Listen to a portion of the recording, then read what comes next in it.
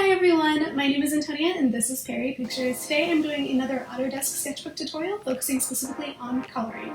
And for this video, I am going to use a drawing that Mo drew for me, which was recently featured on the cover of his Scriblio video and which he drew during his Fiverr series part 2 video, which I will show you a quick clip of right now. Moss-covered fang and winged gargoyle.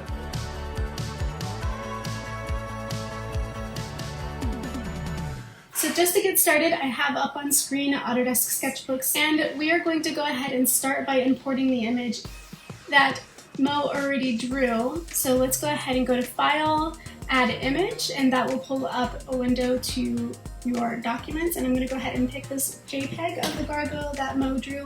There's a lot to go over whether you're using a JPEG or a PNG when it comes to coloring in Autodesk Sketchbook. So starting first with the JPEG. One of the things that you're going to notice, or that I noticed right away, is that we can see the white background of the JPEG with the image itself. So we're going to want to go ahead and get rid of that and just retain the actual line art. So to do that, I'm going to go ahead to this layer and go up here to that top menu. There's a drop down arrow, click on that, and select multiply as my blend mode. And right away the white color goes away and we are left with just the line art. And just for safety's sake, I go ahead and select this round dotted circle so that I can pull up my menu and lock my layer. That way I don't accidentally color on top of this. The reason why I say that is because trying to color this in, let's go ahead and try it, I don't know, a purple color. Trying to color this in on the same layer that it was imported on is going to run the risk of coloring over the lines just like I did there. So rather than do that, now that we've multiplied the layer, we're going to go ahead and lock the top layer. Create a new layer underneath it, which you can do just by dragging up and hitting this green plus sign on the layers menu. But since I already have one there, we'll start there. And when I go to color, it doesn't color on top of the lines, it just colors everything underneath it, which is what I want. However, if I wanted to color the line art itself, I'm not really going to be able to do that with a JPEG. Unless I'm willing to carefully trace these lines, I'm not going to be able to just easily color this line art. So one of the things that you can do with a PNG that you can't do with a JPEG, unfortunately, is lock your pixels and color your line art. To go ahead and show you what that looks like, I'm going to go ahead and import another image. So File, Add Image. And when this comes up, I'm going to go ahead and select Gargoyle PNG.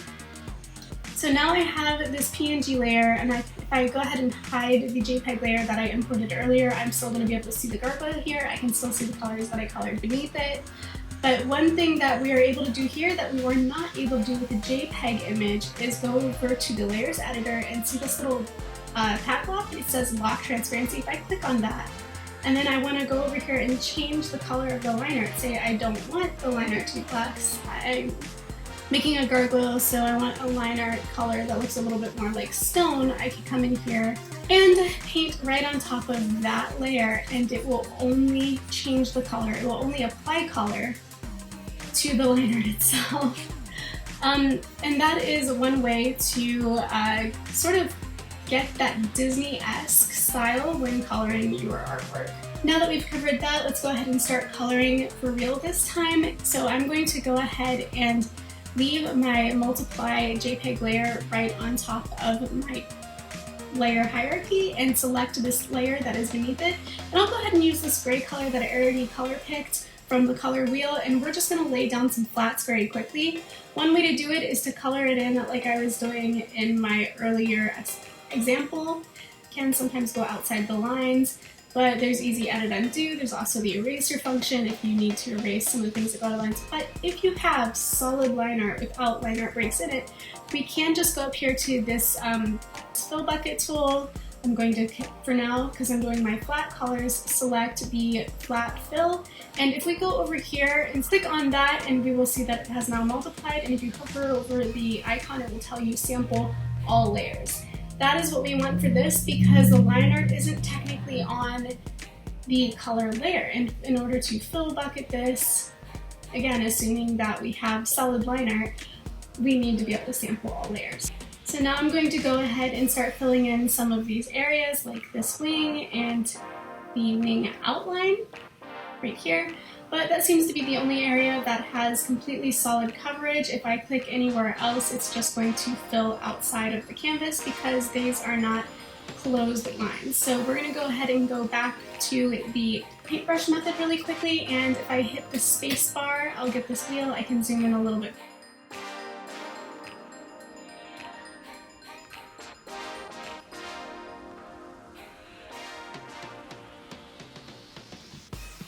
Okay, now that I have the flat color basically painted in under the Lineart, what I like to do oftentimes, especially if I've gone ahead and painted that in manually, is duplicate the layer. So I'm going to go to the layer menu, select that circle and hold down again so that it'll bring up my wheel of options, and go ahead and hit duplicate, which is the 2 sheets of paper off to the top left.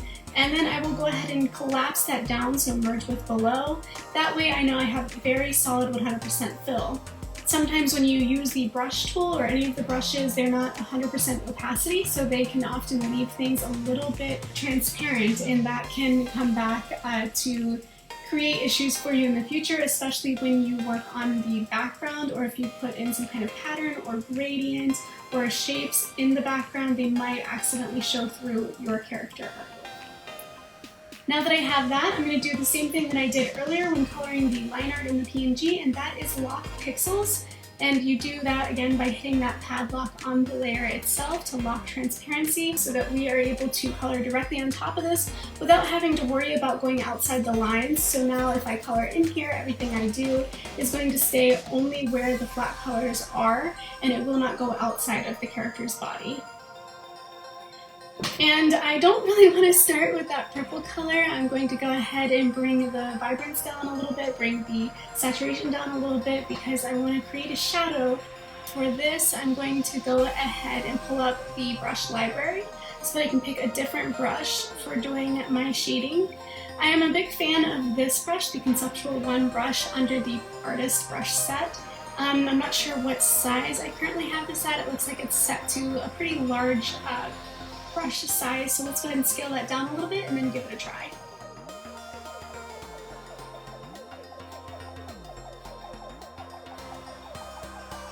Okay, so I've done my first pass of shadows, and this is just to create some depth between the different distances, what's in the foreground of his body versus what's in the background, such as the arms that are in front of the wings. So I've created a drop shadow from the arms onto the wings, and then the wings themselves have layers.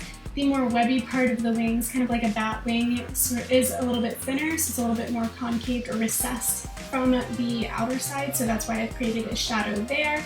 I've also filled in a shadow in the inside of his ears, since those are kind of floppy like a puppy, and the shadow down here on his legs because the thighs are casting shadow onto the legs themselves. What I would normally do next when coloring something like this is to do a second pass of shadows, and this is where we're going to start layering the color.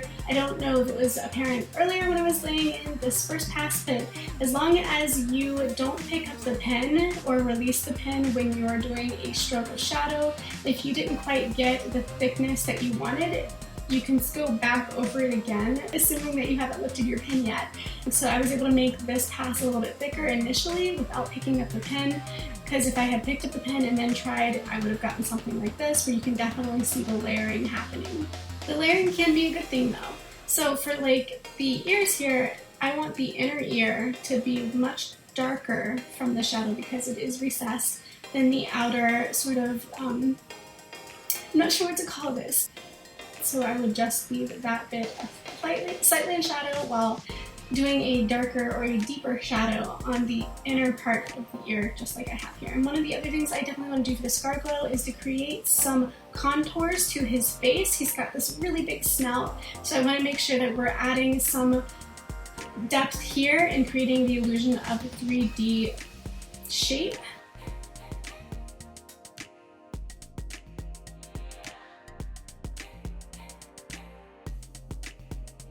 In order to add secondary colors to the composition without coloring on top of the flat color layer, I'm going to go ahead and add a new layer.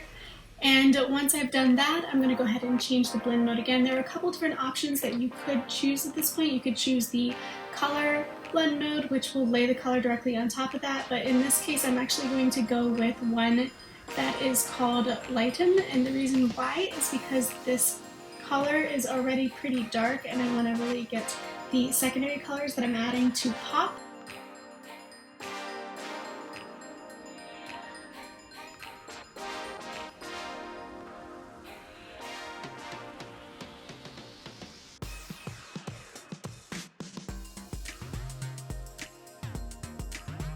Okay, I think I've added enough with secondary colors for the time being. I did sort of pepper in a few more spots for the moss on the moss covering than the Lineart actually called for. I just thought it would be more fun to really get him a little bit more coated in that stuff, so hopefully it looks pretty good. There are two things left that I really want to show you in this tutorial when it comes to coloring, and that is texturizing your colors and adding highlights. There are a few different things that I really want to try with this one in particular because he is a gargoyle, which means he's made out of stone.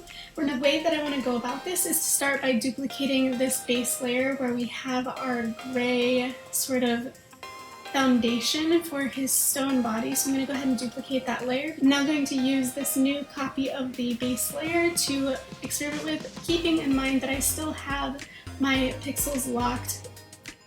First and foremost, I'm going to go ahead and do a quick ink drop off of my gargoyle's body so that I can make sure that I reset my color to a color that is more representative of stone.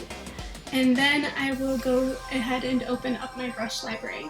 Let's start by scrolling through some of the brushes I already have downloaded into my software and see if we have one that will give us a nice stonework texture.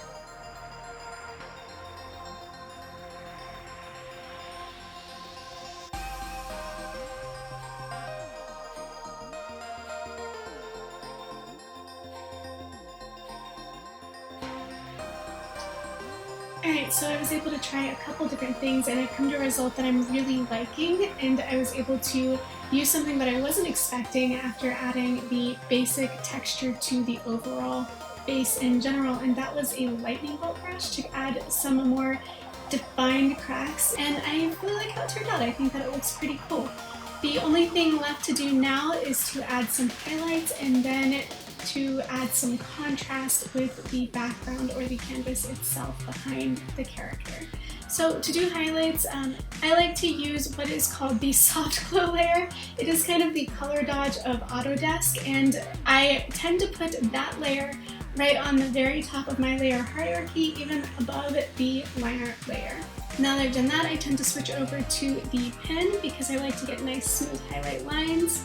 And I enable this button up here, which is the steady stroke, and that just helps me with line stability. So let's go ahead and see what we can do.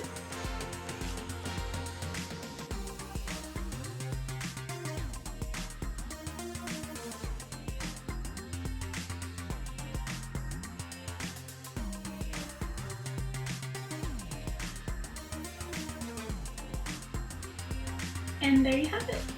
Alright, so I am now finished. I've completed all of my layers, which included the Lineart layer, the base color layer, the texture layer, the multiply layer for shadows and shading, as well as the highlights layer, which I added as a soft glow layer, aka color touch. And before I forget, I also dropped in a really quick gradient using the fill bucket tool with the sample all layers turned off. That way it wasn't reading any of the other layers and I was able to get a solid fill for my background.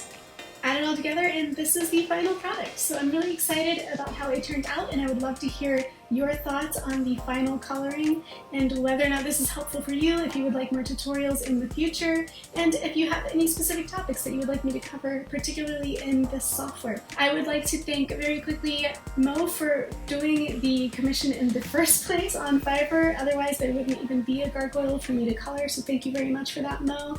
I also want to say that I have started a brand new Instagram account, so I will link that down in the description. If you are a fan of using Instagram, please go on there and give me a follow so that you can see everything that I am uploading that doesn't all make it on this channel. That is everything that I have for today. Thank you for watching, and I will see you next time. Bye!